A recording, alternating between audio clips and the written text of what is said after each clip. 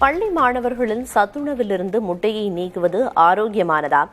மாற்று உணவுகள் மூலம் குழந்தைகளுக்கு முழுமையான புரதச்சத்து கிடைக்குமா என்பதை இப்போது பார்க்கலாம்.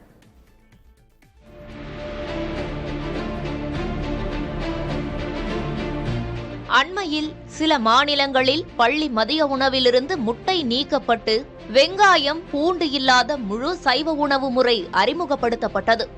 ஏழை எளிய குடும்பங்களைச் சேர்ந்த குழந்தைகளுக்கு பள்ளியில் வழங்கப்படும் இந்த முட்டைதான் வாரத்தின் ஒரே புரதச்சத்து ஆதாரமாக விளங்கி வருகிறது.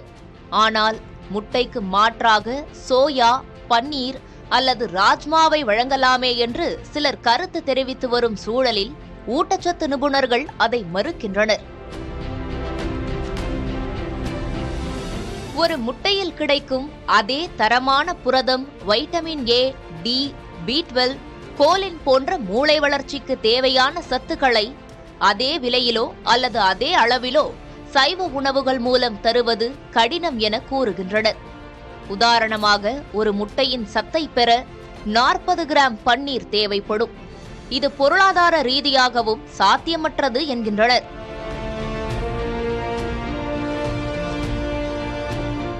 இந்தியா மட்டுமின்றி ஜப்பான், பின்லாந்து, அமெரிக்கா, பிரிட்டன் போன்ற உலக நாடுகளும் தங்களின் பள்ளி உணவு திட்டத்தில் முட்டையை முக்கிய அங்கமாக வைத்துள்ளன. ஏனெனில் முட்டையை எளிதில் சமைக்க முடியும், கலப்படம் செய்ய முடியாது.